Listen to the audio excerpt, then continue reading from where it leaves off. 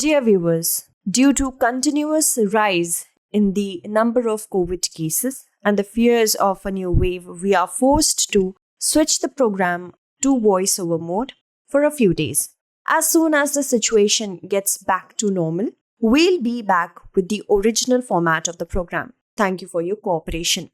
Hello and welcome to another episode of the In-News series. I am Pooja Devedi, and in this segment today, we are going to discuss about the drone attack in Abu Dhabi.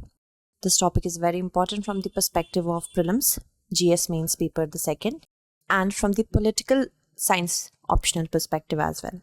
So let's begin with why is this topic in the news? Because a suspected drone attack in Abu Dhabi has left 3 persons dead. It included 2 Indian nationals and a Pakistani national. The Iran-backed Houthi rebels in Yemen have claimed the responsibility for this attack. So you can see the capital of UAE, Abu Dhabi, on 3 fuel tankers, the drone attacks have been committed.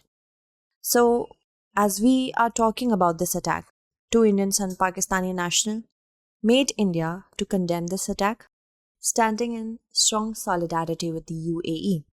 Now, here, along with 3 dead people, 6 others were also injured.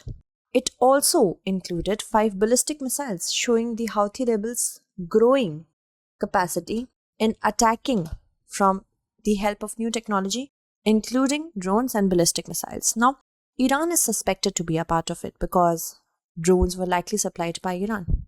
Many people are also saying that they could, in a very short period of time, target Dubai too.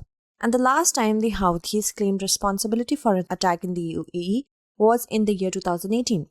Now, if we talk about only the Houthis were involved, not Iran, because Iran has repeatedly said that it wishes to revive the relations with regional foes.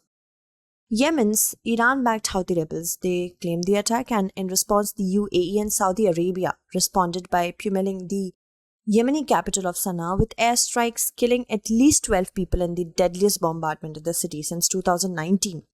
UAE has also vowed to retaliate against Houthi militants for a deadly attack on its capital. And if we talk about the Houthis, they are Zaidi Shiites or Zaidiyya.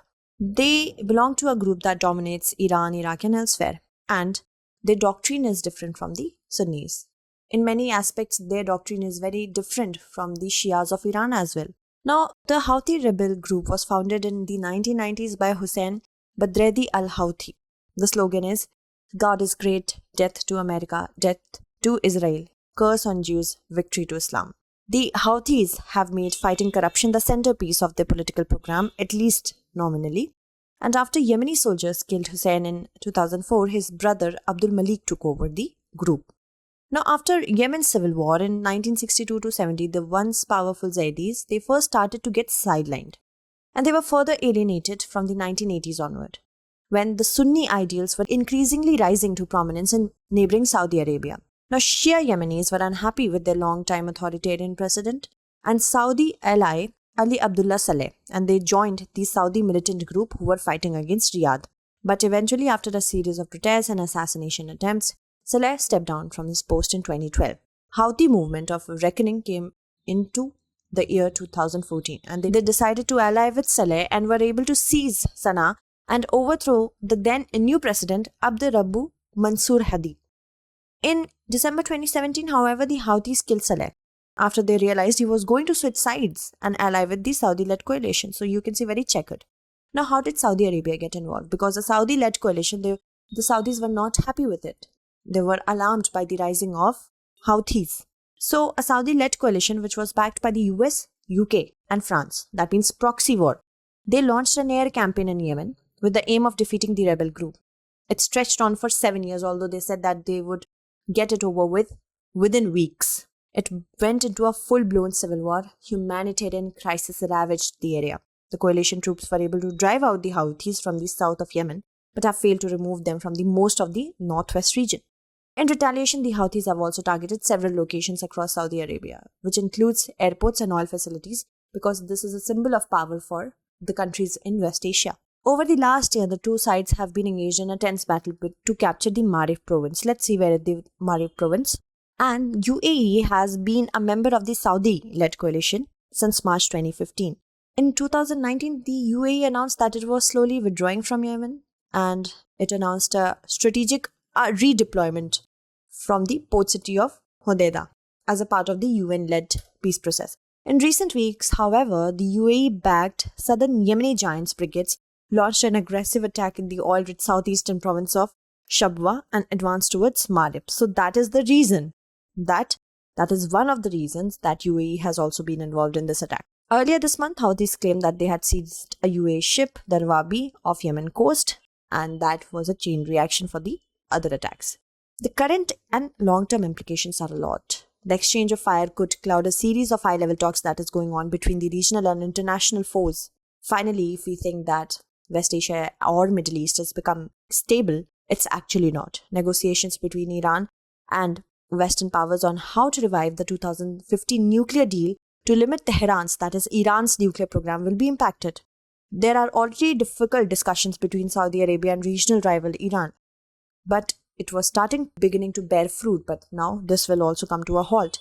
The drone attacks demonstrated the Houthis' ability to launch long-range attack, which means it is more threatening now than it ever was. Oil prices have spiked after the attack, and that was because of the condemnation from the US and world leaders. Because stability is one of the main key players of the UAE's major selling points, if UAE is getting attacked by the Houthi rebels and it is, there is a debacle, there will be a debacle between is UAE safe for investment or not? Because investments will get impacted.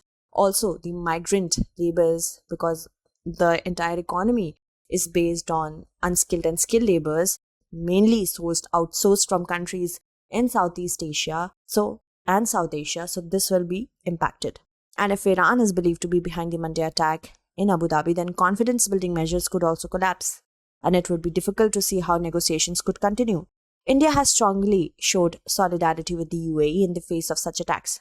Because it has a principled position against terrorism, implications there will be on India's migrant population, which wants to go and work in West Asia, and the remittances, that means foreign exchange, is also going to be impacted. Service sector is one of the strongest factors for maintaining foreign relations through soft power as well. Because of the oil price surges, India's economy is already in tatters right now because of the COVID-19 pandemic. It is going to affect not only Indian economy, but all the economies which are intertwined. The turmoil in West Asia is never in favor of India, specifically if we look at from the perspective of Afghanistan. Right now, Afghanistan is already in turmoil, and if Middle East or West Asia, from the Indian perspective, we will say it is West Asia, then of course, a full-blown civil war, a full-blown war amongst the bickering nations, it could result in a lot of diplomatic relations and foreign exchanges for India. India will find it very hard to be non-aligned. Let's move forward and talk about what is the way forward. First of all, countries which are undergoing through proxy wars, they are maintaining the status quo through proxy wars. They should understand and look at the status of Afghanistan. What can proxy war cause? They should learn from the past mistakes. It never is in favor of the warring countries, the host countries, and nobody. We should never abandon diplomacy, although the situation might seem like that firepower and diplomatic power cannot go hand in hand. But this is something that we need to understand, never to abandon diplomacy. There should be attempts to continue with the premises that are already been built and de-escalate the tension, not escalate it. The recent attack in Abu Dhabi has clouded the recent efforts to build back a more stable West Asia. Comment. That's it for today. Tomorrow we shall meet again with another segment. Until then, stay updated, and thank you so much for watching.